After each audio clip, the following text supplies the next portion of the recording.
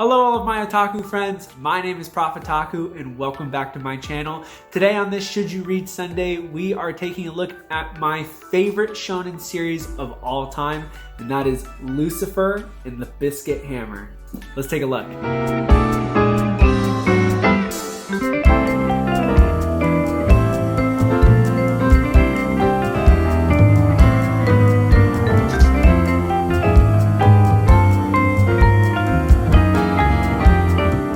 So Lucifer and the Biscuit Hammer is a 10-volume series published by 7 Seas, and they released them in these 2-in-1 omnibus formats. And this manga is written by Satoshi Mizukami, and Satoshi Mizukami is also very famous for writing Spirit Circle, which is a 6-volume series that I have very high praises for.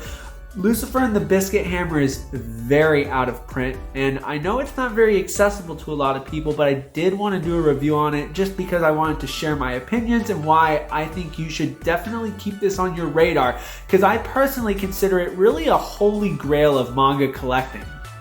So for all of you who are looking to collect Lucifer and the Biscuit Hammer, omnibuses 1, 2, and 4 are currently out of print. You can find omnibus 3 and 5 on Right Stuff, so those are in stock. If you are looking to start collecting this, I actually have an extra copy of 2 of the most out of print omnibuses. I have omnibus 1 and omnibus 2. If you are interested in purchasing those, just send me a message on Instagram. We can work out a deal, as I am looking to move those along.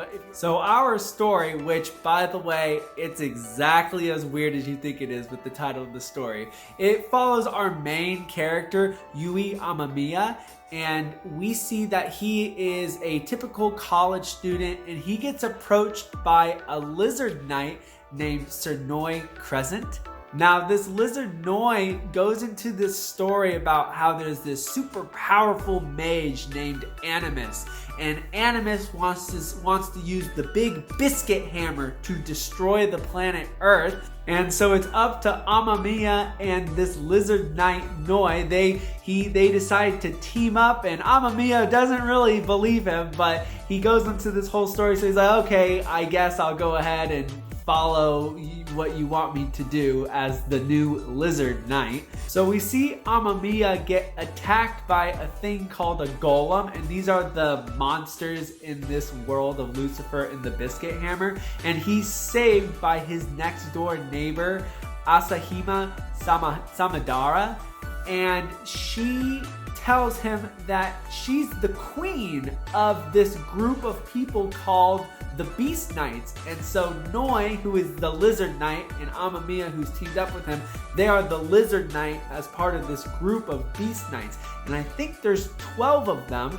And so we find out that this neighbor, who's the princess of this group, she's in charge of making sure of getting these Beast Knights together and attacking Animus and making sure that he doesn't destroy the earth with the Biscuit Hammer.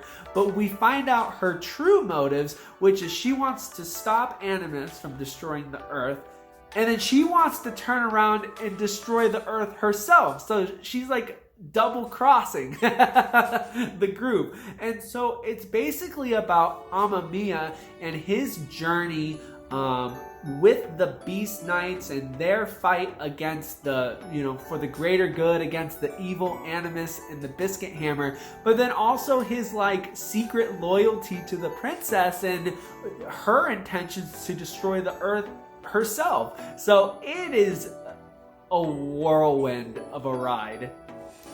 So what do I like about this manga? I think the best thing about this manga, and if you've read his other work, Spirit Circle, which is a little bit more widely accessible, Mizukami is an expert at world building, and this is by far one of the most immersive and well-constructed worlds I've ever seen in manga.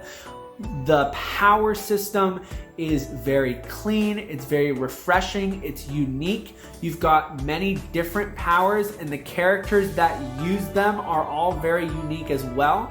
And the different kind of traits or the different powers that go with each character really match with their personality. And so you can tell that Mizukami really thought out about what he wanted to do with each of these characters. And that really leads me to my next point, is that the characters in this manga really just sell it. You've got our two main characters, the princess and our main college student, Amamiya, but the side characters, we've got the other 11 Beast Knights, we've got Animus, who also has a very deep backstory. All of these characters contribute something very strongly to the progression of the manga and the storyline, and the mangaka does not throw any sort of side characters away. It's a very clear, every single Beast Knight has a strong role to play, and it's a lot of fun to see. Some of the different Beast Knights that I can kind of recall that are just really awesome, you've got the Snake Knight, and the Owl Knight, and the Horse Knight, and the Chicken Knight, and the Turtle Knight, and there's some other ones that I'm not recalling off of the top of my head, but they're all just super unique, and I just think it is just super, super cool. Overall, the art in this manga is solid. The only gripe I have about it is the background. The backgrounds are a little bit plain, to be honest with you. However, the action sequences are very well drawn. Some of the most fluid and easy to follow animation or drawings that I've seen in terms of action sequences. And the level of detail with the character faces and the clothing and the different details in that retrospect was very well done, and it really helped immerse us into the different personalities of the characters. I always will bring it back to the characters because that's what really makes this manga a masterpiece in my opinion. So what do I not like about this manga? Honestly, the only one little gripe that I have is that it has just a little bit of fan service. You've got like a couple of panty shots and a couple of like cleavage shots, and you've got the tropes with the nose bleeding and stuff like that. Nothing too substantial though. Other than that, honestly, I consider it one of my top 3 favorite manga of all time. I mean, it's seriously that has my highest recommendation. So in that regard, I really don't have any problems with it. So to conclude, Lucifer and the Biscuit Hammer has my highest recommendation. If you can get your hands on a copy, you will not regret it. This will be a staple in your collection. If you are looking for an immersive world, amazing side characters, a very cool battle shonen power system, a streamlined story. There's not crazy arcs or anything like that. It's just one story, 10 volumes. That's it. And if you want just a lot of great detail and a very well thought out series, this is going to be the manga series for you. So with that being said, if you enjoyed the content of this video, please hit that like button, tap that subscribe button, and hit that notification bell so that you know when more of my videos are released. And with that being said, my name is Prophet Taku, and I will see you in the next video. Take care now. Bye-bye.